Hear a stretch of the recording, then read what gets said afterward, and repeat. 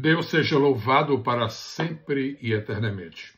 Com muito temor a Deus e um senso de responsabilidade pelo ministério que eu recebi do Senhor e que exerço já há vários anos, eu venho trazer uma palavra de alerta particularmente endereçada aos pastores, aos líderes da Igreja do Senhor, que têm a grande responsabilidade de administrar o culto que se realiza na casa de Deus. Eu estou me referindo especificamente hoje ao louvor que se usa cotidianamente na casa de Deus.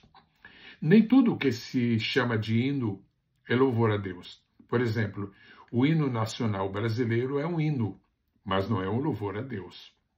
O hino da República é um hino, mas não é um louvor a Deus. O hino dedicado às mães é um hino, mas não é um louvor a Deus. E eu entendo que estão sendo introduzidos alguns hinos na casa de Deus e que podem ser hinos, podem ser cânticos, podem ser até louvor, mas não especialmente louvor a Deus. Aquilo que é louvor a Deus tem que ter algumas características muito especiais. Número 1, todo louvor a Deus tem que ser vertical, tem que subir e agradar a Deus. Não é para nos agradar, não é para satisfazer as nossas maneiras de entender o mundo espiritual, que às vezes são métodos de certa maneira deficientes e em desarmonia com o propósito de Deus. Deus quer receber um louvor que seja santo, um louvor que seja sadio, um louvor que seja reverente. O louvor é uma parte essencial do culto. Normalmente, tradicionalmente, em todas as igrejas, o culto é precedido do louvor. Se o louvor agrada a Deus, nós estamos entendendo que a presença dele foi atraída por aquele louvor, e quando o louvor tem um misto de adoração, então muito melhor, muito maior é o proveito que a igreja do Senhor pode alcançar. Pois bem, o louvor é uma parte essencial do culto. Então os pastores devem monitorar aquilo que se apresenta na igreja dentro dos louvores. Hoje é muito comum, está já espalhado praticamente por toda a igreja do Senhor, a existência de grupos de louvor. Mas esses grupos de louvor não podem ser tão independentes que não mereçam um acompanhamento do pastor da igreja. Esses grupos de louvores não têm a liberdade nem o direito de cantar qualquer coisa que quiserem.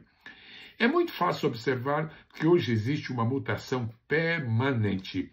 São louvores, às vezes verdadeiros, às vezes entre aspas, que aparecem na igreja do vizinho, na igreja da próxima cidade. São louvores que aparecem com grande destaque na internet, e aquilo que se chamaria no mundo dos pecadores são louvores das paradas de sucesso, e eles estão sendo introduzidos agora na casa de Deus, no culto a Deus. Eu trago uma palavra de alerta aos pastores, muito cuidado para que os nossos louvores não quebrem a nossa reverência. Muito cuidado para que a natureza, a qualidade, o conteúdo dos nossos hinos e dos nossos louvores não venha a entristecer o Espírito Santo de Deus. Vou mencionar os 4 exemplos de louvores que precisavam ser avaliados com segurança, com equilíbrio.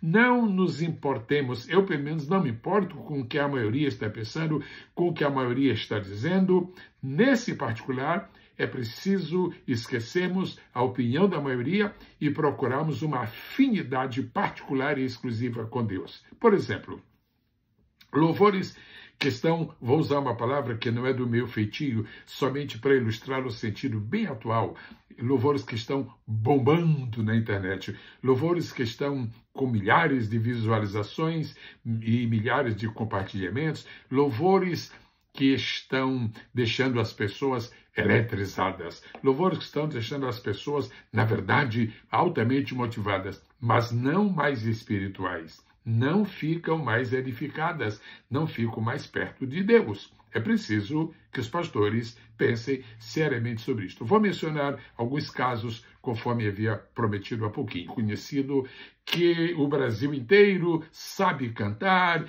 e, embora ele já não esteja mais tão em evidência, mas por alguns anos ele era o hino mais ouvido, mais cantado nas igrejas, nos cultos sagrados. O hino que diz: Deus não rejeita a oração. A oração é alimento do cristão. Pastores, como é que os senhores têm permitido que durante anos se cante na igreja do Senhor, nessa igreja que segue a Bíblia, nessa igreja que respeita a Bíblia, nessa igreja que honra a Bíblia? Como os senhores têm permitido que se cante que a oração é alimento? A oração é alimento de quem? Se a oração é alimento de Deus, eles devem estar padecendo de congestão, porque tem cada oração que, na verdade, é uma catilinária, é uma ofensa, é uma agressão, é uma vingança. Como nós aceitamos que se cante na casa de Deus que a oração é alimento do cristão? Amados, alimento do cristão não é a oração. Alimento do cristão é a palavra de Deus. Agora, se a oração não alimenta Deus, e claro que não alimenta o crente que ora, então nós somos uns monstros. Nós oramos e depois comemos a nossa própria oração. E algumas orações que não merecem ser digeridas, não merecem ser comidas, não merecem ser deglutidas. Vamos mais. Agora, recentemente, começou-se a cantar e cantar e cantar o hino que representa a igreja, o Senhor pedindo a Jesus para bater na porta. Bate na porta que eu vou abrir. E eu abrindo, tu vais entrar e nós vamos dançar. Eu penso que nós precisamos ter mais juízo, nós precisamos ter mais sabedoria, nós precisamos ter mais equilíbrio. Como é que a igreja está cantando o hino sugerindo que quando nós chegarmos no céu, nós vamos dançar com Jesus? Onde é que está o respaldo bíblico?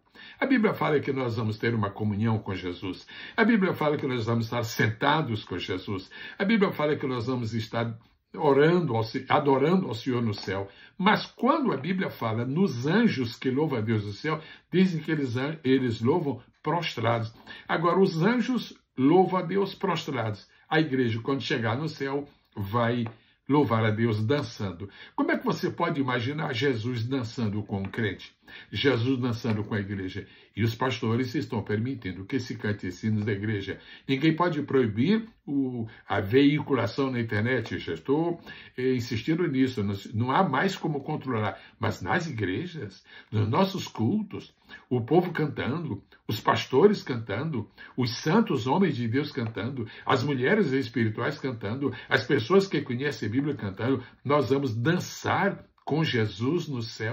Louvar não basta, adorar não basta, prostrar-nos não é mais necessário, agora é dançar com Jesus.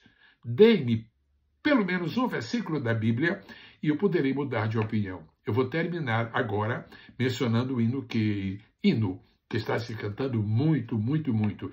Grandão da Galileia. E as pessoas vão nesse embalo, as pessoas vão nesse ritmo. Grandão da Galileia, vem, grandão da Galileia.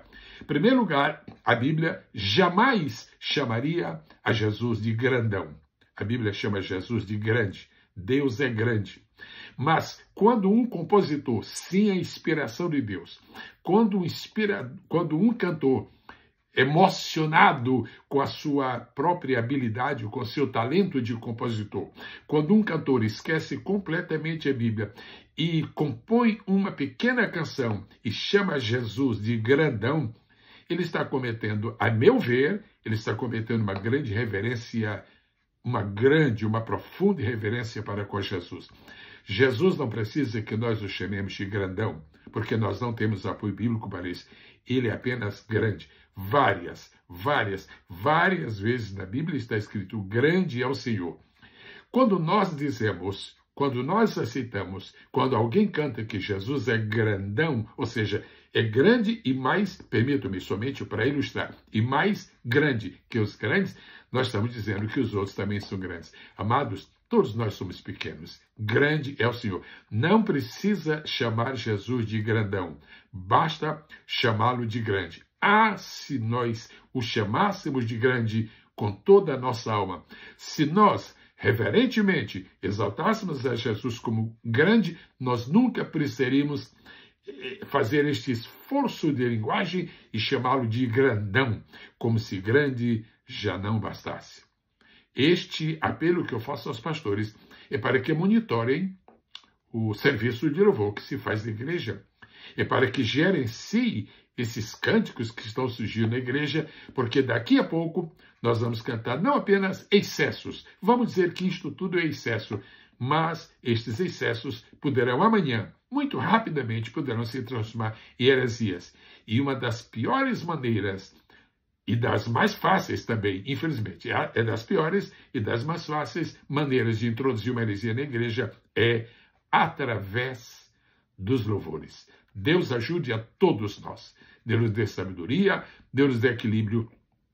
Eu não sei que tipo de comentário haverá para esta minha palavra aqui. Eu não tenho a menor ideia. Agora tenho a consciência tranquila de que estou fazendo o meu papel. Estou avisando aos pastores que tenho muito cuidado para que a igreja não fique realmente pensando que o braço de Jesus ou o braço do Pai é um braço de ferro. É muito pouco para Deus ter um braço de ferro.